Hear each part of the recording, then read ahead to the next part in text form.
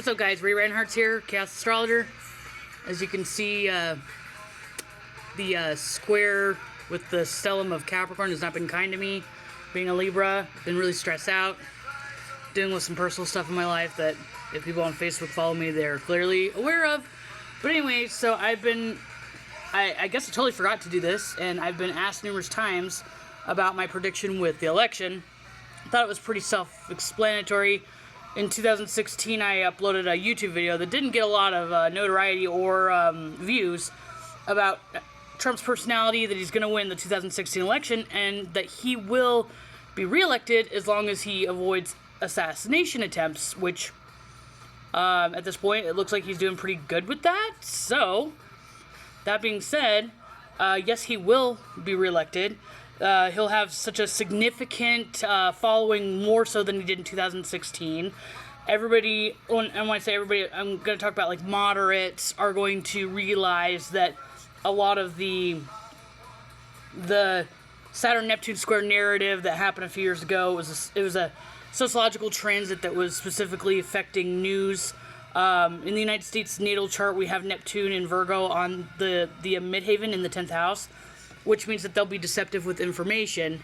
So there's a historical account of publishings and newspapers and stuff, especially when it's politically biased or whatever, being deceptive. So that's nothing new.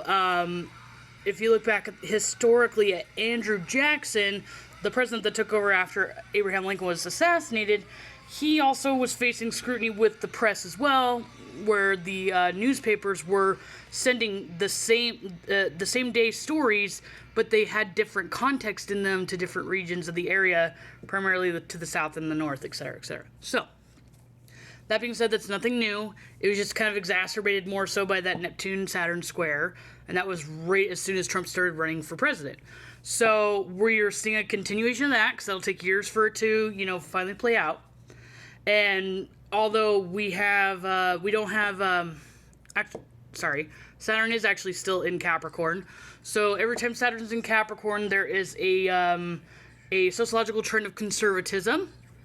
That happens to be the Republican Party, more or less. And when we're having Saturn actually in Capricorn during this election time, that was one of the key playing signatures that I noticed specifically that was helping Trump's, red wave, more or less, which will be substantially more in the 2020 election.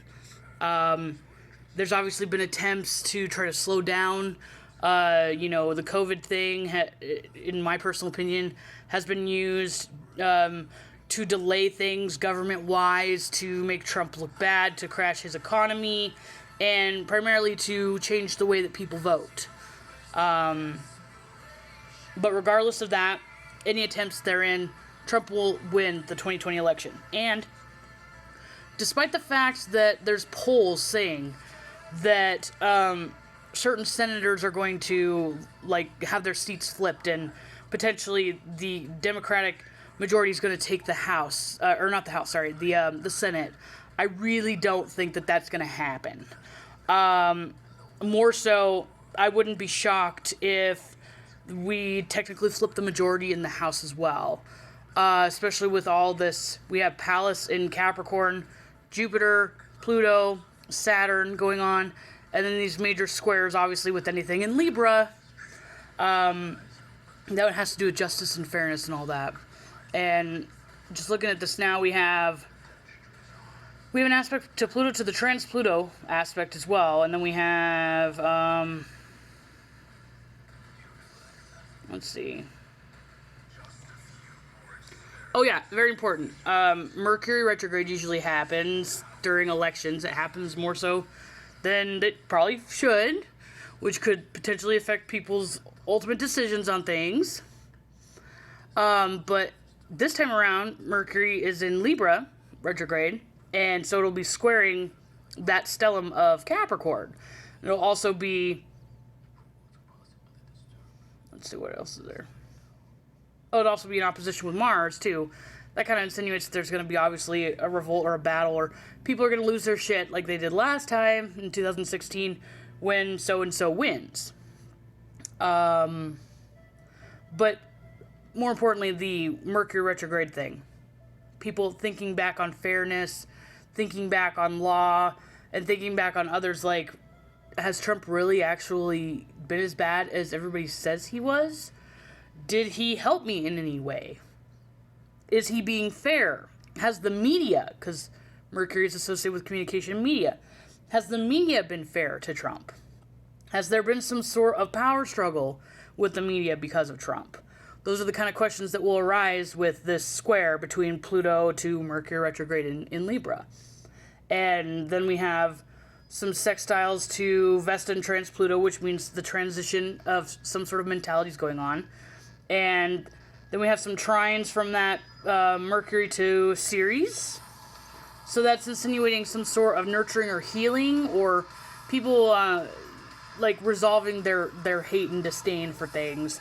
There's going to be the people who are completely brainwashed and indoctrinated. Primarily it'll be the younger crowd that's really susceptible to Twitter and all that.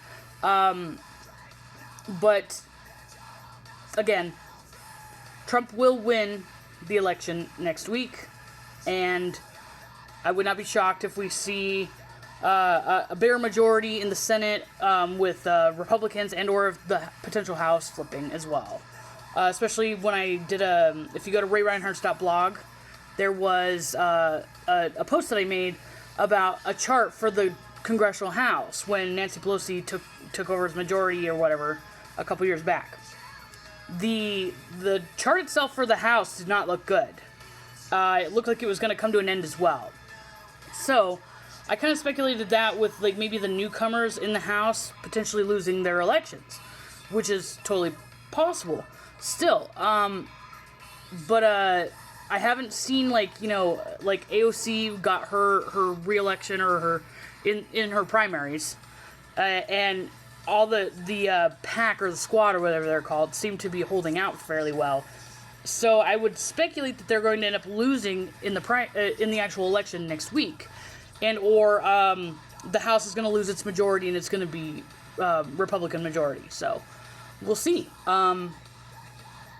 We're getting close to the United States Pluto return, like at the official degree, which would mean some sort of catastrophic changes going on. So obviously there's been some change going on, but when it gets to the exact degree, the catastrophic change is going to be substantially more than anything we've seen thus far.